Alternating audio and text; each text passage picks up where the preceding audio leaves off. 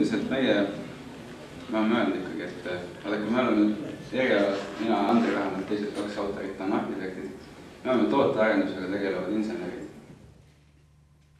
Vabadussamba konkursi võidutööd toetavad koalitsioonipoliitikud ning kirikutegelased, kuid see ei rahulda Eesti kultuuri üldsust.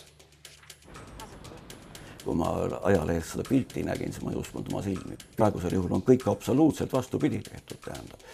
Ta on pandud just sellisele kohale, kus ta minust üldse olla ei võiks ja see suurus on ju absurdne tegelikult, niivõrd suured. Ja peale selle, ütleme, see ikkagi Vabaduse rist on ju tegelikult ju orden või ütleme sisuliselt rinnas või kaelas kantav nähtus ja me selle võimendame nüüd seal 1000-kordseks või mitme 1000-kordseks, no see on ju absurd, tähendab, siis peaks olema ka mingisugune kehand, mille kaelas ta ripuks, ütleme, aga seda kehandit ma ei näe kuskil. See nimetus, vabadussõja võidusammas ei kõlba mitte kuhugi. Vabadussõja sammas on see, aga mitte vabaduse võidusammas.